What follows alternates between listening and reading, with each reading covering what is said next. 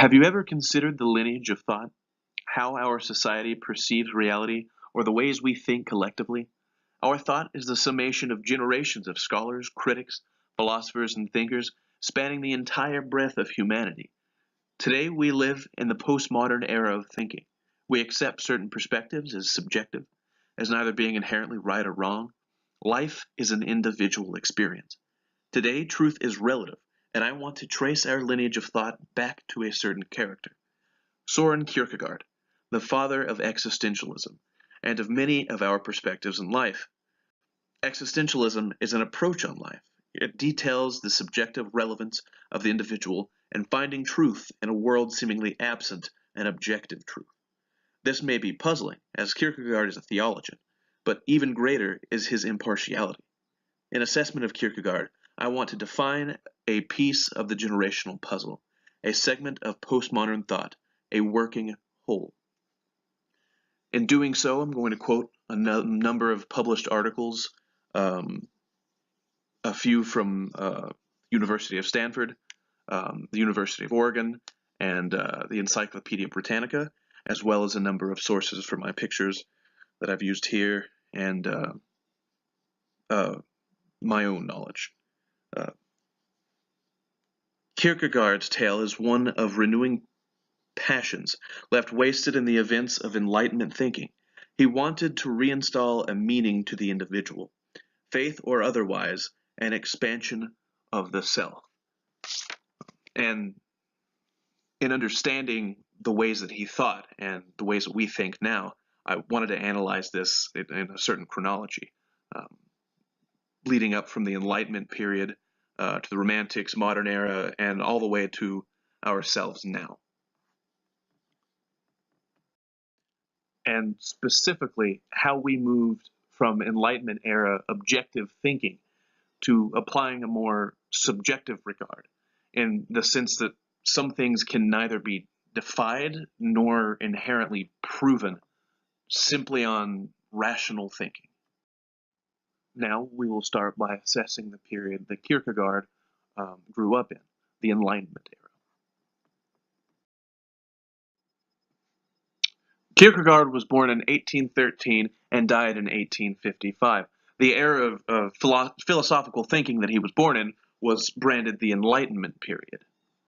The Enlightenment period is markedly a primary example of scientific ingenuity, um, as well as the Industrial Revolution happened in 1750.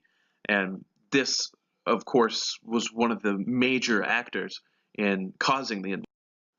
Another key feature of Enlightenment thinking, even though it's a scientific perspective, only objective truths were accepted in the field of science, which in stark contrast today, everything is either considered purely a theory or a paradigm. I mean, we only have a few laws, such as gravity and things of that nature, but from a purely social perspective, truth was objective.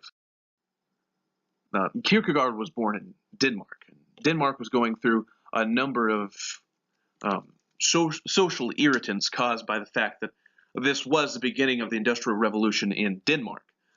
They were going from a total feudal system to a capitalist system. Therefore, many of the institutions and educations that were provided for the children growing up in this produced stereotypes rather than individuals. And this is in stark contrast with what Kierkegaard believes, in part due to the wringing out of individuality to a state of conformity.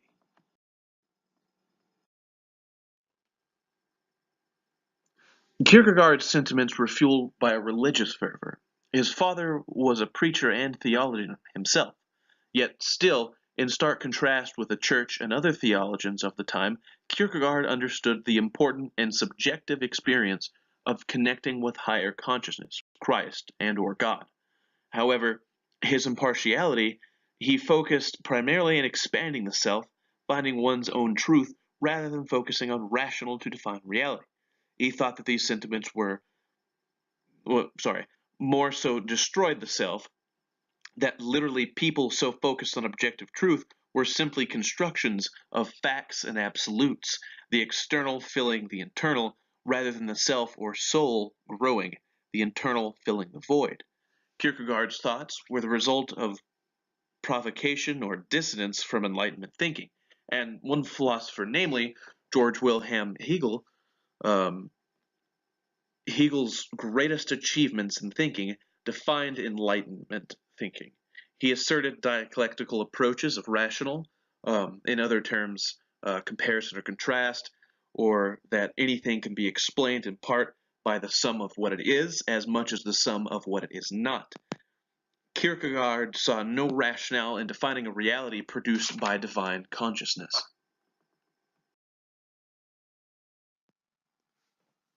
Which defines his terming of the leap of faith. From a Christian perspective, man is ignorant in the face of God. God constructed the reality that human exists in. Whether you consider that a test or to extend oneself by developing a connection to higher consciousness, Kierkegaard applied that in this instance, how can the ignorant make rational that which it was not constructed to understand? Or, from a less theological perspective, how can something so limited provide the answers purely by constructive rationale? Again, from this perspective, science, even so branded objective, cannot be free from subjugation, nor can any thoughts about the world around us, which explains his focus on the self.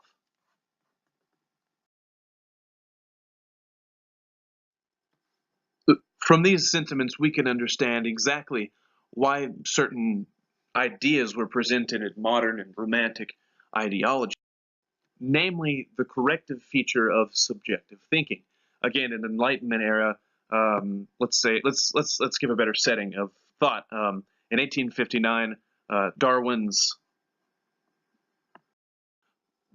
Origin of Species was released to the public, and in 1869, um, the first argument insinuating that the nurture versus nature sentiment, where either people were the summation of genetics, or whether they were the summation of individual experiences, whether or not the environment in fact defined a person more so than themselves. And in the Enlightenment era, it was generally assumed that it was exactly one or exactly the other. In modern era and postmodern era, there's more of a subjective way of thinking about it.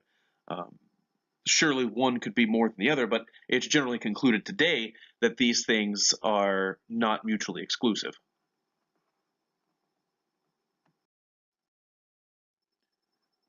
Notably, Kierkegaard had many contributions to postmodern and/or progressive Christianity today, as in the example of the last quote, where he defined distinctiveness as a primary feature of the subjective input that God placed in every individual.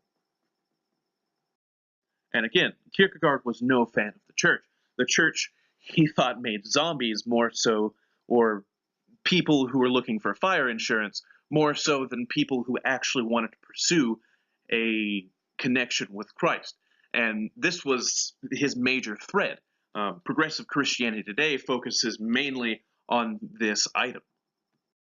In conclusion, Kierkegaard merely wanted to represent the idea that people could not themselves define reality. Reality defined them. That is, you cannot define the box that you live in simply by trying to make it rational. We are ignorant people. Our perspectives are limited.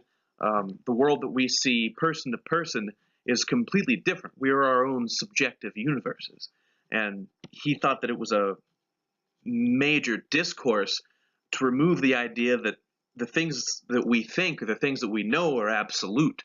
He wanted to remove that power from both the sciences and the church. Truly, Kierkegaard wanted to renew passions not only in ourselves, but in one another. In accepting the distinctiveness of one's own self, we enlighten ourselves to the distinctiveness of other people.